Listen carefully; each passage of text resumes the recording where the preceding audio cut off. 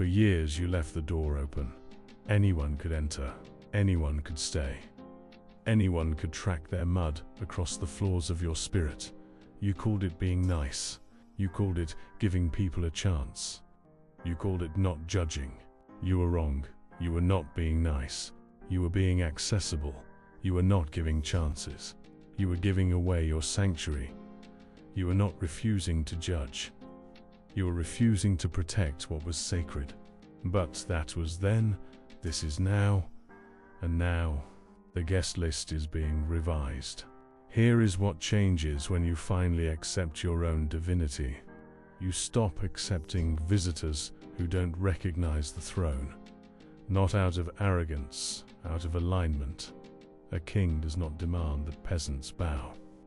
A king simply notices who bows and who doesn't, adjusts the guest list accordingly. You are not cutting people off. You're not holding grudges. You're not being unforgiving. You are matching your environment to your frequency. The people who drained you, they were not evil. They were mismatched. They operated at a frequency that required your light to illuminate their darkness. And you generous, beautiful, foolish you kept burning brighter to accommodate them. No more. The fire is still burning, but now it's for warmth, not for their survival. Let's name them, not to shame them, to release them. The ones who loved you only when you were useful. The ones who celebrated your successes with smiles that didn't reach their eyes. The ones who needed you to stay small so they could feel tall. The ones who mistook your kindness for weakness. The ones who drained you and called it connection. The ones who took and took and took and called it love. You kept them. Why? Because you believed that love meant keeping everyone. Because you believed that boundaries were betrayal. Because you believed that if you just gave enough, they would finally see you. They saw you. They saw exactly what you were offering, and they took it. That's not love. That's inventory management. When the purge completes itself, when the door closes on everyone who came to take rather than share, you will look around and see who remains. They will not be the ones you expected. They will not be the loudest, the most effusive, the most performative in their devotion. They will be the quiet ones, the ones who asked nothing, the ones who saw your pain and didn't try to fix it, just sat with it. The ones who celebrated your victories without inserting themselves into the frame. The ones whose love asked no proof, no performance, no payment. These are your people. Not because they're perfect, because they're real, and realness, in a world of performance, is the rarest currency. Guard them, not with suspicion, with gratitude, not with walls, with welcome, but know this: they are not here by accident. They are here because your frequency finally matches theirs. And frequencies that match, they don't need to perform, they just resonate. Here is the teaching hidden inside every toxic relationship, every draining friendship, every manipulative lover. You attracted them because some part of you recognized them. Not because you're broken, not because you're naive. Because they matched a frequency you were broadcasting. What frequency? I am available to those who take. I am valuable only when I'm giving. My worth is proven by how much I endure. They didn't create that frequency. They just tuned into it. They were the radio, not the station. And now, you've changed the station. The broadcast is different now. I am available only to those who honor. My value is intrinsic, not transactional. I endure nothing that diminishes me. And the radios that can't pick up this new frequency, they just fade out. No drama, no confrontation, no closer conversation. They simply can't find the signal anymore. That's not you rejecting them. That's physics. You said something earlier, something true, something that might have frightened you to admit. I am a god, but I can also be Satan if I want to. Let's sit with that, not in fear, in recognition. The divine and the destructive are not opposites. They are the same force, applied differently. The sun that grows the crops, same sun that scorches the earth. The water that quenches thirst, same water that drowns. The love that heals, same love that, when rejected, becomes the fiercest protection. You have both. You have always had both. You just forgot. You just got told that good means harmless. You just got told that light means cannot cast shadow.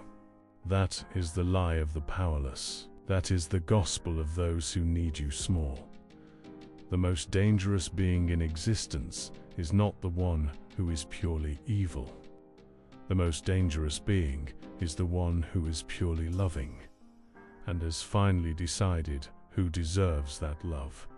You have been letting everyone in because you feared the gatekeeper. You thought the gatekeeper was the mean part of you, the judgmental part, the unforgiving part. You were wrong. The gatekeeper is not mean. The gatekeeper is wise. The gatekeeper knows that not everyone who knocks should enter. The gatekeeper knows that some who knock are not visitors. They are invaders wearing visitor costumes. The gatekeeper knows that the throne room is sacred, and sacred spaces have doors for a reason. You have kept your gatekeeper asleep for years. Too long. Wake them up. Introduce them to the part of you that can be Satan if needed. Not to use it, to have it available. Because the gatekeeper's power is not in striking. The gatekeeper's power is in the unspoken recognition. I can stop you. I choose not to, but I can.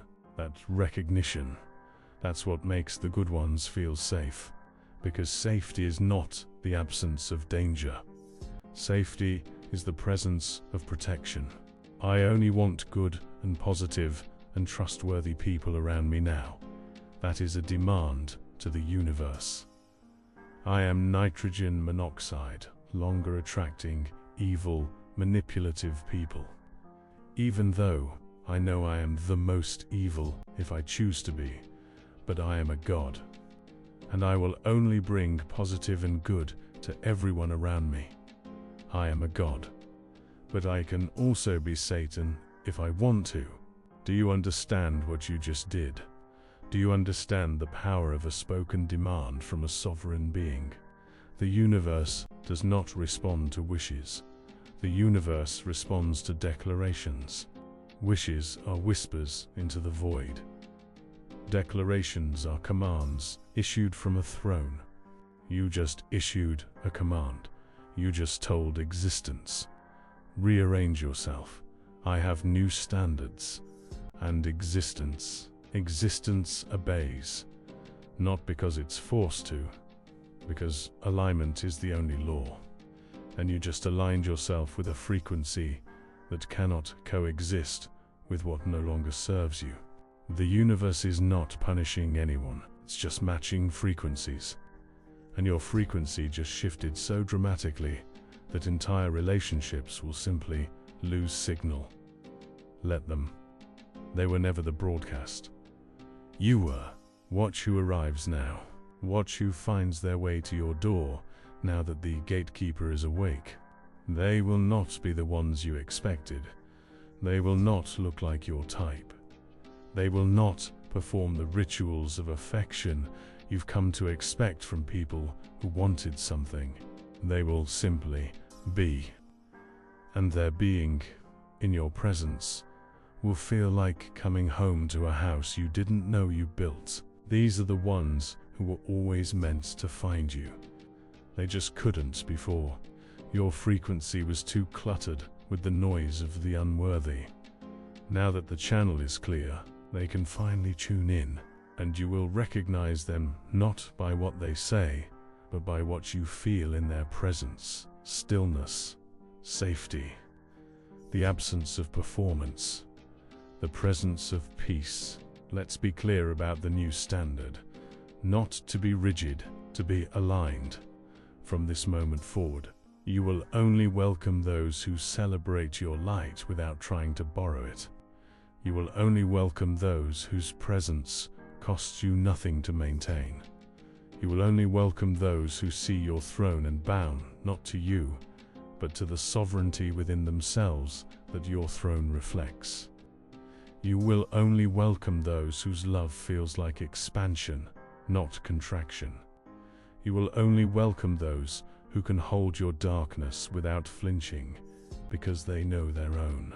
You will only welcome those who understand that your capacity for destruction exists and are grateful that you choose every day to create instead. This is not a list of demands. This is a description of your new frequency, and those who cannot match it, they won't be rejected. They just won't be able to find you.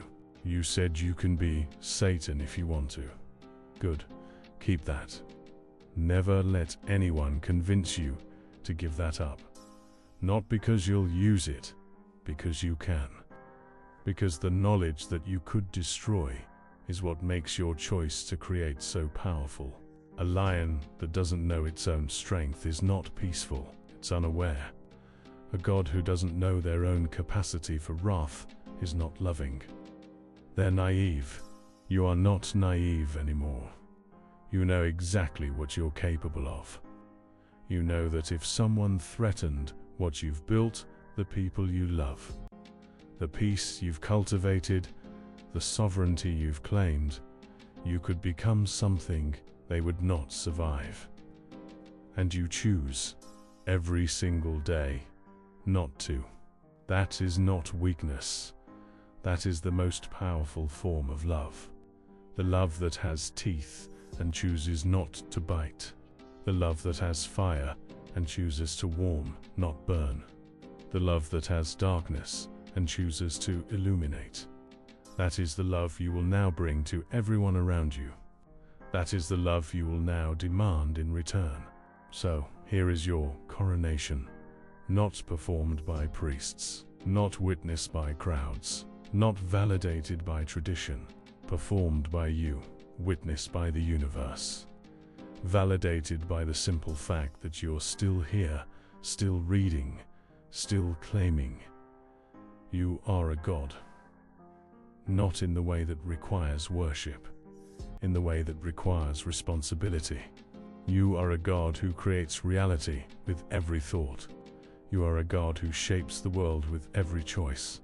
You are a God who decides, every moment, whether to build or destroy. And today, you chose to build. You chose to build a life surrounded only by those who honor the divine in you, because they recognize the divine in themselves. You chose to build boundaries that protect, not imprison. You chose to build a frequency so clear, so aligned, that the unworthy simply cannot find the signal. This is your demand. This is your declaration. This is your new law. Now stand up. Not from a chair, from a throne. Not from a life, from a kingdom. Place your hand on your chest. Feel the heart that beats in time with every heart that ever chose love over fear. And say these words aloud as a decree to every corner of existence. I am a sovereign being.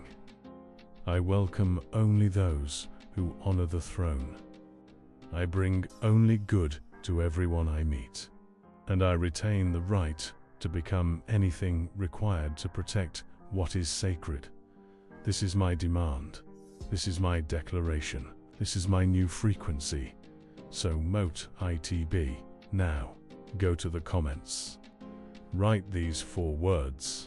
My throne has a gate, not as a threat, as a fact, as the new architecture of your existence, as the boundary that finally, fully, permanently separates what honors you from what never will.